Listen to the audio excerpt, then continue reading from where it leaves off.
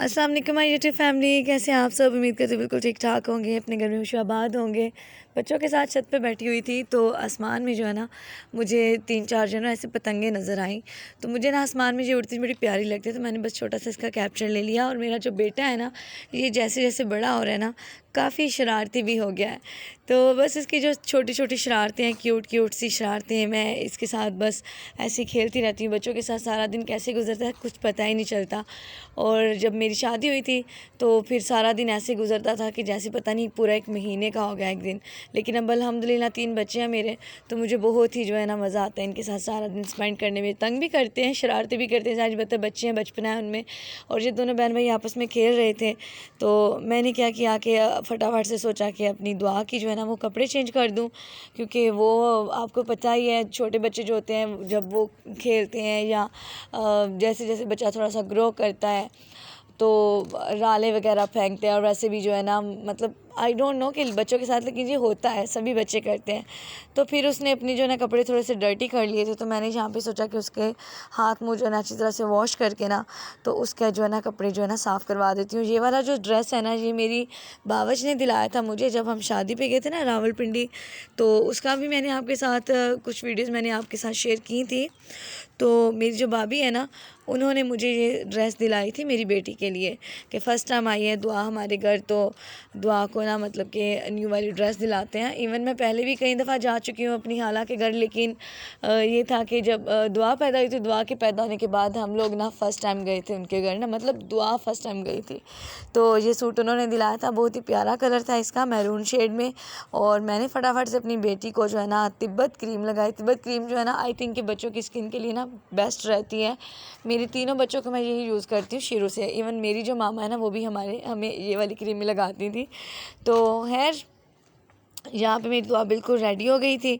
और उसके बाद मैंने इसको कहा कि अब ये दोबारा से जो है ना अपना खेलना वगैरह जो है ना स्टार्ट कर दे। और मेरी क्यूट सी दुआ के लिए कमेंट और लाइक और चैनल को सब्सक्राइब लाजमी कर लीजिएगा। जो लोग चैनल पे न्यू हैं काइंडली चैनल को सब्सक्राइब कर लें, और जिन्होंने पहले से किया हुआ है उनका बहुत बहुत थैंक यू। और आप लोग कहेंगे कि मेरी आवाज़ कभी बहुत फ्रेश हो जाती है, कभी बहुत डाउन हो जाती है, तो उसके पीछे रीज़न ये है कि मैं आई डोंट नो, जब मैं बहुत ज़्यादा स्ट्रेसफुल होती हूँ या फिर बहुत ज़्यादा थकी होती हूँ तो मेरी आवाज़ में भी थकावट सी आ जाती है। तो रात के खाने का टाइम हुआ जा रहा था, जैसे कि आपको बताया हुआ है कि हस्बैंड जो हैं वो तो 2-3 दिन के लिए गए हुए हैं बहावलपुर। तो वो जब वापस आएंगे तो फिर तो ज़ाहिर सी बात है खाना वाफर मकदार में बनेगा, क्योंकि अल्हम्दुलिल्लाह हम दोनों मियाँ भी बहुत फूडी हैं। तो जब वो साथ होते हैं ना, तो मुझे खाने पीने में बहुत मज़ा भी आता है और हमें पता भी नहीं चलता हम कितना खा गए। लेकिन ये है कि वो घर नहीं है, तो मैं थोड़ा दरमियाने मकदार में खाना बना रही हूँ, ताकि बस हमारा 2 टाइम जो है ना वो चल जाए। क्योंकि दोपहर में ज़्यादातर जो है ना मैं खाना कम ही खाती हूँ। मैं बच्चों के साथ ना फ्रूट वगैरह खा लेती हूँ या कोई स्नैक्स वगैरह। तो खैर, यहाँ पे आज मैं बना रही थी काफ़ी देर के बाद ना दाल चना, और साथ में मैंने सोचा था कि वाइट चावल बनाऊँगी। तो मैं अपनी दाल चना की जो सिंपल सी रेसिपी है, मैंने सोचा वो भी आपके साथ शेयर कर दूँ।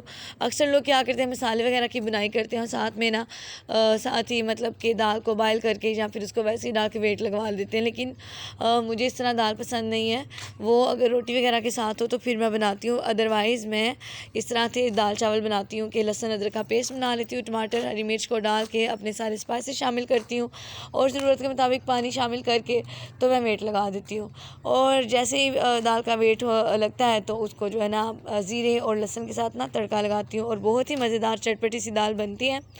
तो यहाँ पे मैं अदरक लहसुन का पेस्ट बना रही थी, और मेरी खाला ने ये टिप बताई थी कि जब हम अदरक लहसुन का पेस्ट बनाते हैं तो अक्सर जो जवे हैं लहसुन के वो उड़ के बाहर आते हैं, अक्सर अदरक भी फिसल के तो बाहर आ जाते हैं।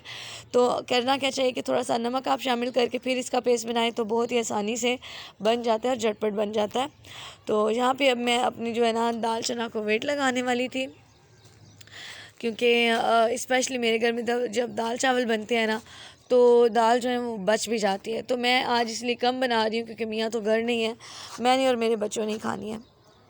तो जैसे कि अब रमज़ान करीब आ रहा है तो मैंने आजकल मेरा बजट बनाना है और मैंने रेसिपीज़ भी मैंने लिखनी होती हैं, तो वो वाला भी व्लॉग जो है जब बनाऊंगी तो मैं आपको दिखाऊंगी इंशाल्लाह। रमज़ान से पहले ही आपके साथ शेयर करूंगी। और एक बार फिर कह रही हूँ, काइंडली चैनल को सब्सक्राइब कर लें, वीडियो को लाइक करना और कमेंट करना नहीं भूलिएगा, क्योंकि आपके कमेंट्स का मुझे वेट होता है और आप कमेंट्स करते नहीं हैं। बहुत कम लोग हैं जो कमेंट्स करते हैं, और फिर जब मैं उनके कमेंट पढ़ती हूँ तो मुझे खुशी भी बहुत होती है। और जहाँ पे टाइम हुआ जा रहा था तकरीबन 5 साढ़े 5 का, लेकिन दिन जो है ना अभी भी इतना रोशन था कि लग रहा था कि 4 साढ़े 4 3 का टाइम है। और इतने में मुझे प्यास लगी तो मैंने सोचा कि जूस पी लेते हैं। तो आज का व्लॉग कैसा लगा कमेंट में लाजमी बताइएगा। मिलते हैं नेक्स्ट व्लॉग में। अल्लाह हाफिज़।